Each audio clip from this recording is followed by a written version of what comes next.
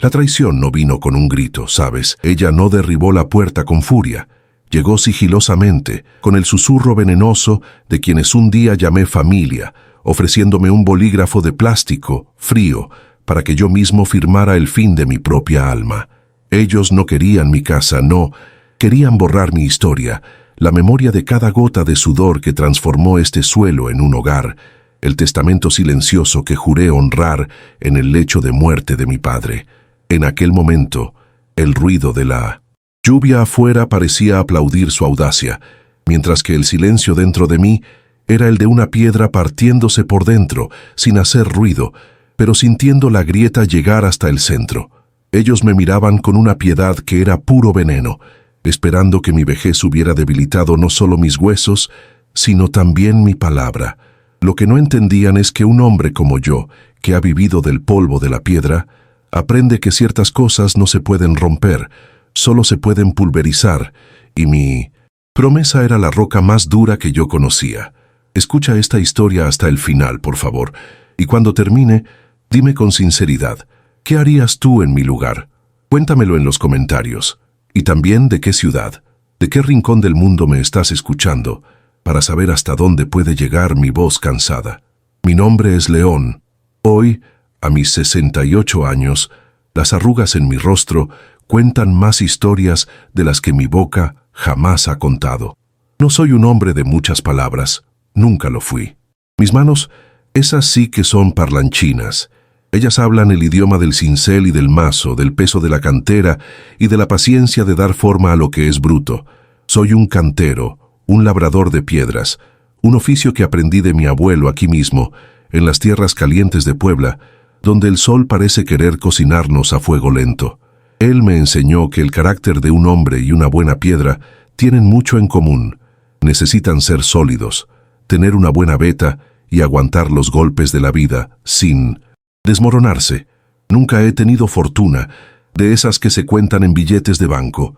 Mi riqueza está en el olor de la tierra mojada después de una lluvia de verano, en el sonido de los pájaros que anidan en la vieja bugambilla del patio, en el orgullo de mirar las paredes de esta casa y saber que cada piedra que está ahí fue colocada por mí.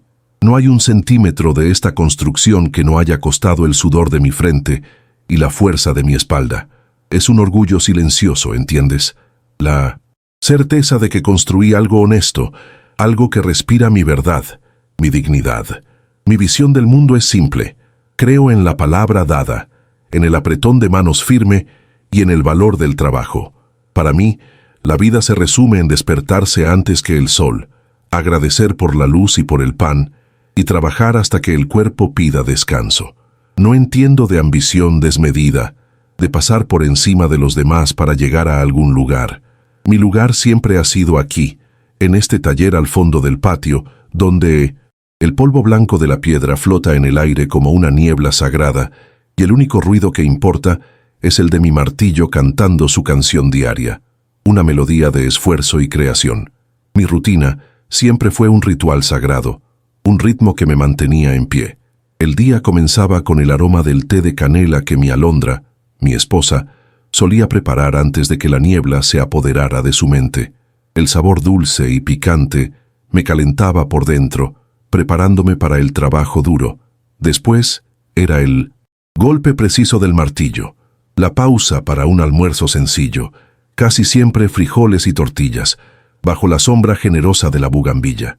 El final de la tarde traía las conversaciones con los vecinos, apoyados en el muro, hablando del calor, de la falta de lluvia, de la cosecha que vendría. Este pequeño universo de sonidos, olores y trabajo era mi santuario, ¿sabes? Un mundo que yo mismo construí con paciencia y piedra, lejos de la maldad y la prisa del mundo de afuera. Cada herramienta en su lugar, cada piedra esperando su turno para ser transformada, cada rincón de esta casa guardando una memoria. Era un mundo predecible, sí, pero era en esa previsibilidad donde encontraba mi paz, mi fuerza. Era la prueba de que, incluso con poco, tenía todo lo que un hombre necesita para ser feliz. Un techo, un oficio y un amor que cuidar. Mi Alondra, mi Alondra, ella era la música de esta casa. Hoy Vive en un mundo solo suyo, un lugar silencioso a donde su mente viaja y del que rara vez regresa. Hace años que una niebla densa se instaló en sus ojos, borrando los recuerdos, confundiendo los días. Ella sigue siendo mi gran amor, la flor que riego todos los días con mi cariño, pero su claridad, su risa que llenaba la casa, eso se fue. Y es justamente esa fragilidad, esa inocencia que la enfermedad le trajo, la que sus padres, Aníbal y Josefa, usan como un arma apuntada a mi pecho. Ellos se mudaron aquí hace unos 2 años.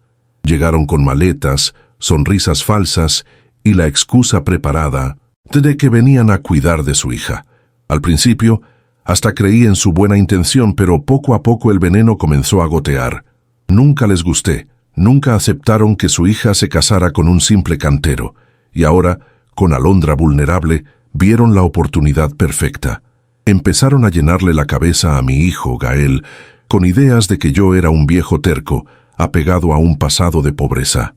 Mi hijo, Gael. Él siempre se avergonzó un poco de mí, de mis manos callosas, de mi ropa sucia de polvo de piedra. Se fue a la capital a estudiar, se graduó y volvió con un diploma y un desprecio velado por la vida sencilla que le di. Él escucha a sus abuelos como si su palabra fuera ley. Fueron ellos quienes lo convencieron de que esta casa, este taller, todo esto es un atraso en la vida, un símbolo de un pasado que necesita ser demolido y vendido para pagar un tratamiento carísimo y, según los médicos de aquí, inútil para Alondra en la Ciudad de México. Ellos no entienden lo que esta casa significa. Esta tierra no fue heredada, amigo. Fue reconquistada con sangre, sudor y una nostalgia que casi me parte en dos. Mi padre, un hombre bueno pero de alma débil para el juego, perdió este mismo pedazo de tierra en una apuesta de cartas antes de que yo naciera. Fue la vergüenza que marcó a nuestra familia por generaciones, un susurro de fracaso que nos acompañaba por todo el vecindario. Crecí viendo la sombra de esa pérdida en los ojos de mi padre, la forma en que bajaba la cabeza cuando pasaba frente al portón que ya no era nuestro. A causa de esa deuda de honor, pasé 15 años de mi juventud lejos de todo lo que amaba. Me fui al otro lado, a Chicago, a trabajar en la construcción. El frío de allá no solo congela el agua, congela el alma de la gente. Cada dólar que lograba juntar y que enviaba para acá era un ladrillo, una teja, un saco de cemento para la casa que soñaba con reconstruir. Vivía en una habitación minúscula que olía a moho, comía soledad para cenar y me ponía 3 abrigos para soportar un frío que parecía querer romperme los huesos. Todo eso, cada día de humillación y trabajo inhumano, era con un único y sagrado objetivo: comprar de vuelta el honor de mi familia. Cuando finalmente junté lo suficiente y volví, compré la tierra de nuevo, y no contraté a nadie. Levanté esta casa con mis propias manos, piedra por piedra, sobre el mismo suelo de la vergüenza. Recuerdo como si fuera hoy a mi padre, ya en su lecho de muerte, sosteniendo mi mano con la poca fuerza que le quedaba, y yo le juré con los ojos llenos de lágrimas que esta casa jamás, bajo ninguna circunstancia, sería vendida. No es solo un montón de piedras y cemento, ¿entiendes? Es el símbolo de nuestra redención. Cada pared cuenta la historia de un sacrificio. Cada viga guarda el eco de una promesa. Las fiestas de cumpleaños de los hijos, el olor del pastel de alondra saliendo del horno, las noches en que nos quedábamos en el patio mirando las estrellas, todo está impregnado aquí. Es nuestra raíz, nuestro centro, el lugar que prueba que un hombre puede caer, pero que su descendencia puede volver a levantarse con dignidad y trabajo. Vender esta casa sería como vender el alma de mi padre, sería escupir sobre mi propia juventud perdida, sería decirle a mi hijo que el dinero vale más que la palabra, más que el honor. Y eso, por más que me presionen, por más que usen la enfermedad de mi esposa como chantaje, eso no puedo hacerlo. Hay cosas que el dinero no compra, y la paz de espíritu de un hombre que ha cumplido su promesa es una de ellas. Ellos quieren borrar la historia, pero yo soy la propia memoria viva de esta tierra. La convivencia con los suegros se convirtió en un infierno silencioso. Josefa, mi suegra, pasaba los días suspirando por los rincones, hablando en voz alta sobre cómo la pobre Alondra merecía un tratamiento mejor, una comodidad que esta casa vieja no podía ofrecer. Aníbal, mi suegro, era más directo. Traía recortes de periódicos sobre resorts de lujo, sobre cómo nuestra región se estaba revalorizando y cómo seríamos tontos si no aprovecháramos la oportunidad de una vida.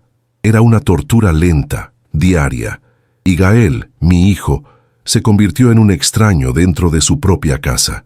Llegaba del trabajo, me saludaba con un gesto de cabeza y se encerraba en su cuarto con sus abuelos. Yo los oía cuchichear en la sala, planeando, conspirando. Me sentía un intruso en mi propia fortaleza, el guardián de un tesoro que mi propia familia quería saquear. El olor del café por la mañana ya no era el mismo.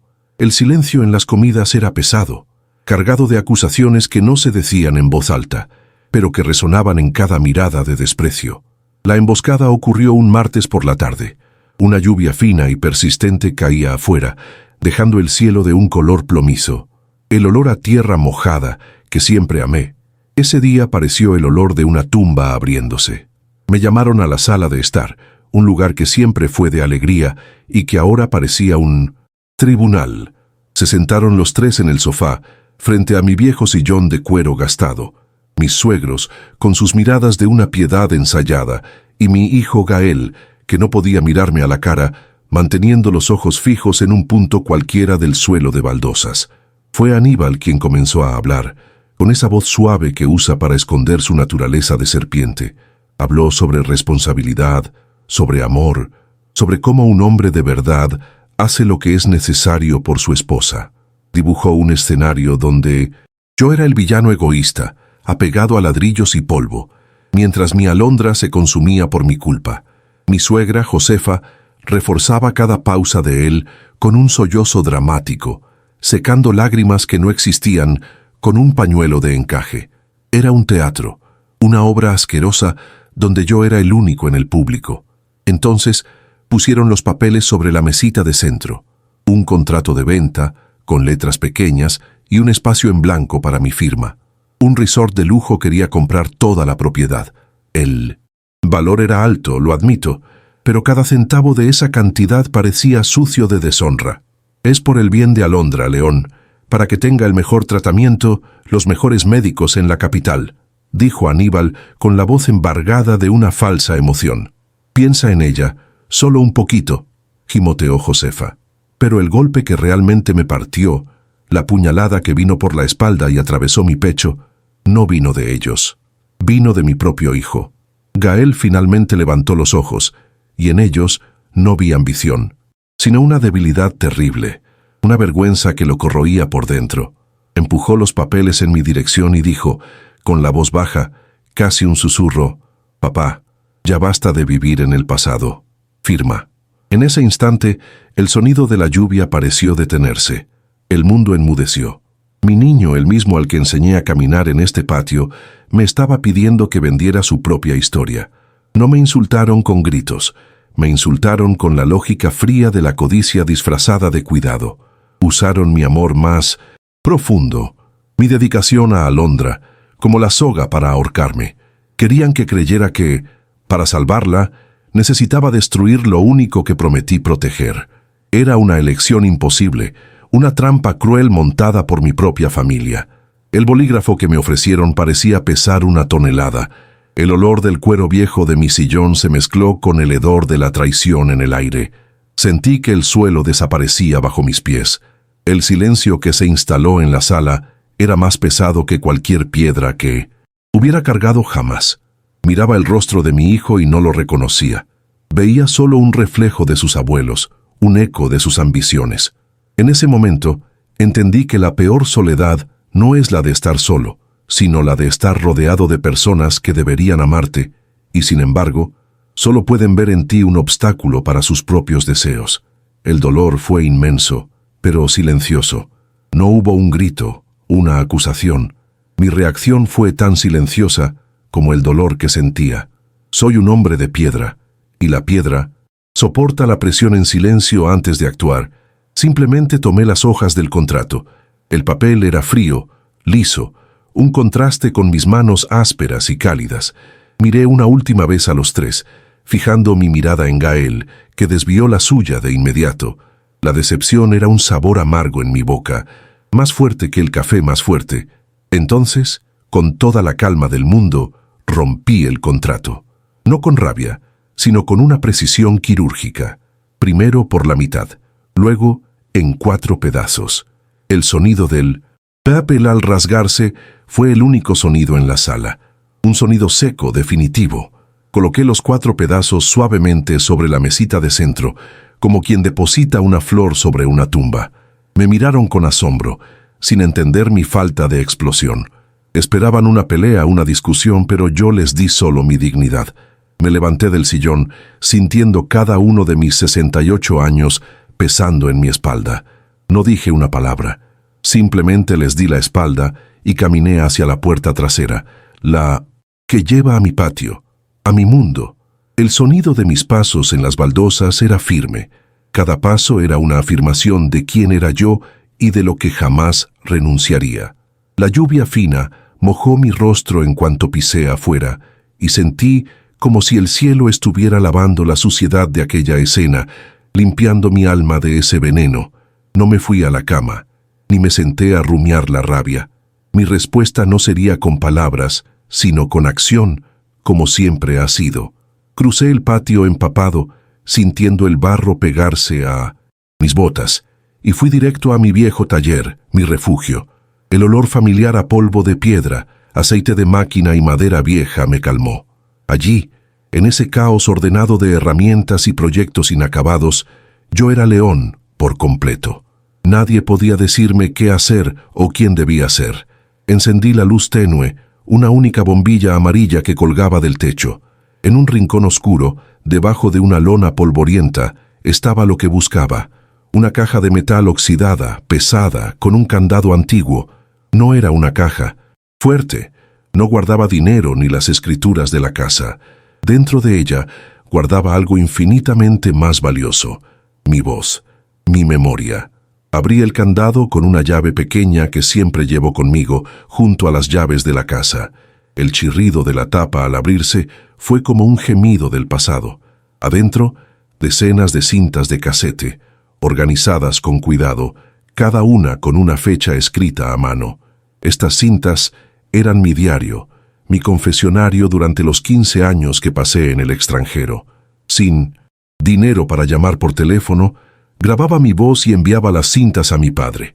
En ellas contaba todo: la dificultad con el idioma, el frío que cortaba la piel, la comida sin sabor, la nostalgia aplastante de casa, de mi gente, de mi sol. Y en cada una de ellas, en algún momento, reafirmaba mi promesa. «Aguanta firme, mi viejo, que voy a volver para comprar nuestra tierra de vuelta», decía mi voz joven, llena de acento y esperanza.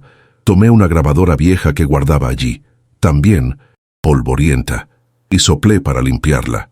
Puse una de las cintas, una de las primeras de 1985, apreté el botón de play. El siseo inicial fue seguido por mi propia voz, un eco de casi 40 años, una voz llena de dolor, pero también de una determinación inquebrantable. Allí, en esa cinta magnética, estaba la prueba viva del precio que pagué por cada piedra de esta casa. No era una historia, era un testimonio. El sonido de mi soledad, la banda sonora de mi sacrificio. Me quedé allí, en la penumbra del taller, escuchando al joven León prometerle a su padre lo que el viejo León estaba ahora defendiendo. A la mañana siguiente, actué. No hubo confrontación. Mientras ellos tomaban café en la cocina, en un silencio hostil, cambié la cerradura del portón de mi taller. Un gesto simple, práctico. Después comencé a construir un pequeño muro, con mis propias piedras, separando la casa principal de mi espacio de trabajo. No era un muro alto, no era una provocación, era una declaración silenciosa de fronteras. La casa podría ser un campo de batalla, pero mi taller, mi alma, volvía a ser un territorio sagrado e inviolable. Ellos observaban por la ventana de la cocina sin entender. Mi hijo, Gael, parecía confundido. Mis suegros, furiosos. Pero nadie se atrevió a venir a hablar conmigo. Mi acción silenciosa y firme los desarmó por completo. Estaban preparados para una guerra de gritos y acusaciones, pero yo les ofrecí solo el sonido de mi trabajo, la cuchara de albañil golpeando, la argamasa mezclándose, las piedras asentándose una sobre otra. Estaba construyendo mi paz, mi independencia, justo delante de sus narices. La caja con las cintas de casete se quedó en el taller, sobre mi mesa de trabajo. Se convirtió en un objeto de poder, un secreto que solo yo conocía. Era mi as bajo la manga, mi arma secreta. Podría, en cualquier momento, llevar esa grabadora a la sala y obligarlos a escuchar cada hora de sufrimiento, cada susurro de nostalgia, cada promesa hecha con la voz entrecortada. Pero por ahora la simple existencia de esas cintas, mi conocimiento de lo que contenían, me daba una fuerza interior inmensa. Mi decisión no fue de venganza, sino de autopreservación. Necesitaba protegerme, proteger mi espíritu. Continué cuidando de Alondra con el mismo amor de siempre. Le daba su baño, su comida, conversaba con ella aunque no me respondiera. Pero con los otros tres, me convertí en un fantasma. Estaba allí, físicamente, pero mi esencia, mi conversación, mi atención, todo eso se había retirado dentro de los muros de mi taller. Querían que desapareciera, y de cierta forma atendí su petición. El muro de piedra, aunque bajo, cambió la dinámica de la casa. Era un símbolo visible de la grieta que se había abierto entre nosotros, una frontera moral, hecha de roca y dignidad, y mientras lo construía, piedra por piedra, no sentía rabia, sentía una claridad, una certeza renovada. Sabía exactamente quién era, qué defendía y el precio que estaba dispuesto a pagar por ello. Y ese precio ya lo había pagado hacía mucho tiempo, y las pruebas estaban guardadas en una caja de metal oxidada. La traición de ellos, de una forma extraña, acabó liberándome. Me liberó de la necesidad de agradar, de la esperanza de ser comprendido por quienes no querían entenderme. Dejé de gastar mi energía tratando de justificar mi valor ante ellos. Con mi pequeño muro levantado, creé un nuevo mundo para mí, un reino de pocos metros cuadrados, pero de paz infinita. Y en ese nuevo mundo, comencé a reconstruir no las paredes de la casa, sino los cimientos de mi propia vida, de mi propósito. Fue entonces cuando me fijé en Miguel, un muchacho del pueblo, delgado, de ojos asustados, huérfano de padre y madre. Pasaba todos los días frente a mi taller. Se detenía un instante y se quedaba mirando cómo trabajaba, con una admiración silenciosa. Un día me armé de valor y lo llamé. Le ofrecí un plato de comida y una pregunta. ¿Quieres aprender el oficio? Los ojos del chico brillaron de una manera que no había visto en años. No necesitó palabras, solo asintió con la cabeza con una fuerza que movió todo su cuerpo. Enseñar a Miguel los secretos de la piedra me dio un nuevo aliento, un nuevo sentido de legado. Empecé por lo básico, cómo sentir la veta de la roca, cómo sujetar el cincel con firmeza, cómo el martillo debe ser una extensión del brazo, no una herramienta de fuerza bruta. Ver su hambre de aprender, la frustración cuando se equivocaba y la alegría pura, el orgullo inmenso en sus ojos cuando logró cortar su primera piedra de forma limpia, todo eso me curó de heridas que ni siquiera sabía que estaban tan abiertas. Mi taller, antes un lugar solitario, ahora tenía el sonido de dos martillos, uno experto y uno aprendiz, creando una nueva melodía. El muchacho era rápido, tenía un don natural. Pronto ya me ayudaba a reparar el muro de un vecino, a hacer un pequeño banco de piedra para la plaza de la iglesia, y la gente del pueblo, que siempre me había respetado, ahora me miraba con un cariño diferente. Veían al viejo león transmitiendo su conocimiento, asegurando que el arte de los canteros no muriera con él. Descubrí que la verdadera familia muchas veces es la que uno elige con el corazón, no la que la sangre nos impone. Miguel me traía una alegría simple. Me contaba sobre sus sueños, sobre sus ganas de construir su propia casa algún día, y yo lo escuchaba. Le daba consejos, compartía mi almuerzo con él. A cambio, él me daba su juventud, su energía, y lo más importante, me miraba con respeto, con admiración. Veía en mí no a un viejo terco, sino a un maestro. Empecé a ir a la misa del domingo otra vez, algo que había dejado de lado, no por una necesidad religiosa desesperada, sino por la comunidad. Sentarme en el banco de madera antigua, oler el incienso y las velas, escuchar las canciones familiares, me reconectó con mis raíces de una forma profunda. Los vecinos me saludaban, preguntaban por Alondra, por mi nuevo aprendiz. Volví a sentirme parte de algo más grande que el drama familiar que se desarrollaba dentro de mi casa. En este nuevo comienzo, los pequeños gestos se volvieron grandiosos. Arreglar la mecedora de doña Carmen, ayudar a cargar las compras de un vecino, enseñar a los niños de la calle a hacer pequeñas esculturas con trozos de piedra sobrantes. Cada acto de bondad era una pequeña piedra que asentaba en la reconstrucción de mi propia felicidad. El respeto de mi comunidad era mi verdadero tesoro, algo que ningún resort de lujo podría comprar. La cultura mexicana, con su resiliencia y su enfoque en la comunidad, me abrazó. En las fiestas del pueblo, me invitaban a sentarme en la mesa principal. La gente me traía platos de mole, tamales, me pedían la bendición. Me veían como un pilar, una roca, y eso me dio la fuerza para soportar el silencio hostil dentro de casa. Tenía un ejército de afecto del otro lado de mi portón, y eso me bastaba. Mi nuevo comienzo no fue grandioso, fue modesto, silencioso, construido con los mismos materiales de siempre: trabajo, dignidad y respeto. Encontré un nuevo propósito, no en luchar contra mi familia, sino en construir algo positivo a mi alrededor.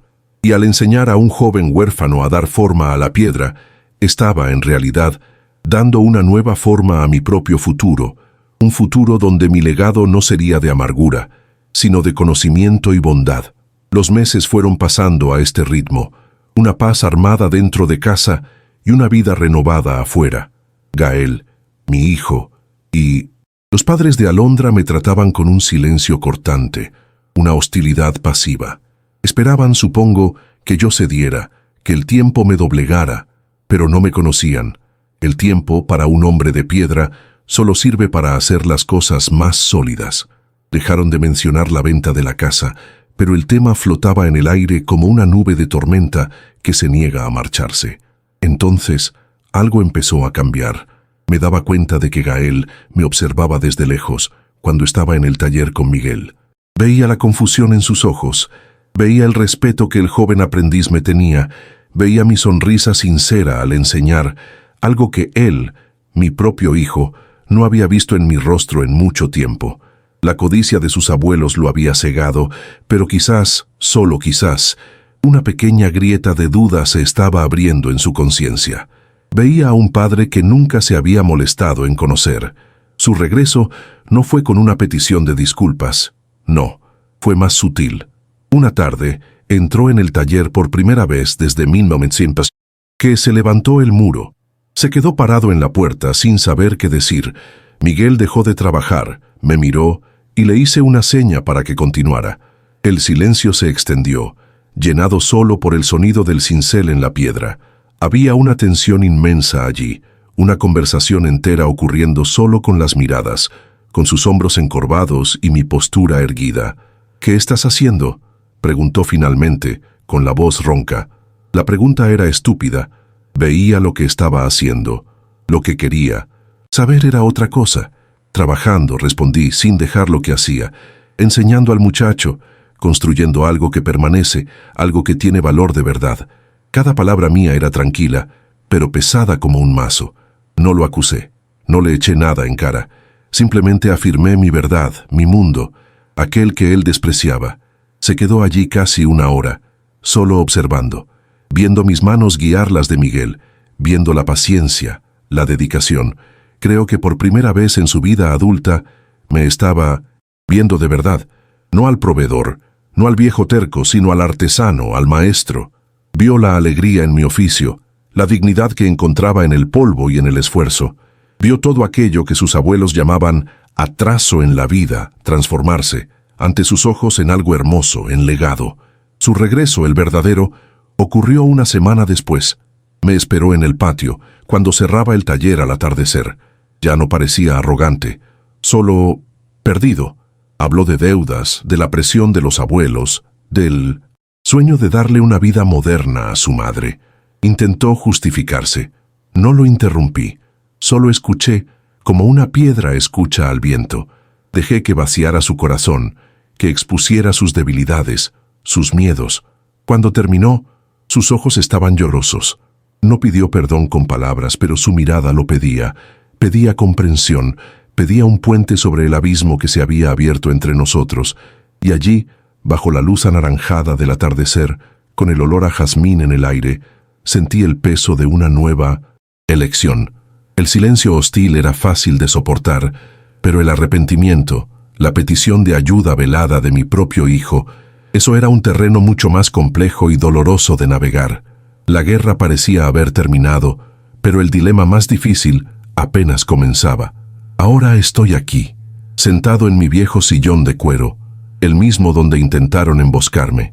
La caja de metal oxidada está sobre la mesita de centro, en el lugar donde antes estaba el contrato de venta. Gael sabe de la existencia de Miros. Las cintas.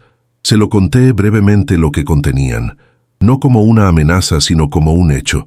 Él está en su cuarto, en silencio, desde hace horas. Mis suegros están en la sala, también en silencio, mirándome con una mezcla de miedo y odio. La casa nunca ha estado tan callada, y nunca la tensión ha sido tan grande. Mi conflicto interno es gigantesco. Tengo el poder, aquí y ahora, de destruir lo que queda de su arrogancia. Podría poner la primera cinta y forzar a mi hijo a escuchar, hora tras hora, el sonido del sacrificio que tan fácilmente despreció. Podría hacer que sintiera en la piel el peso de cada dólar que junté, el frío de cada noche que pasé solo al otro lado. Sería mi justicia, mi venganza. La vergüenza de ellos sería mi trofeo. Pero, ¿en qué me convertiría eso? Me volvería mejor que ellos al usar el dolor como un arma. Al forzar a mi hijo a enfrentar la verdad de esa manera, ¿le estaría enseñando sobre el honor o solo sobre la crueldad?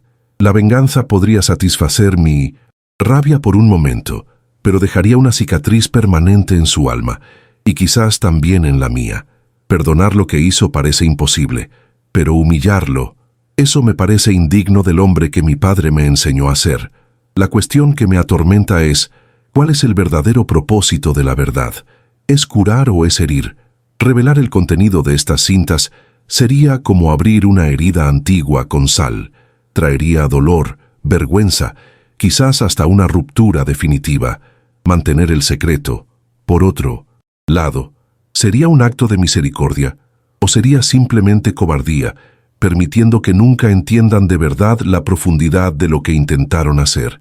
Mi mano se cierne sobre la grabadora y no sé qué botón apretar.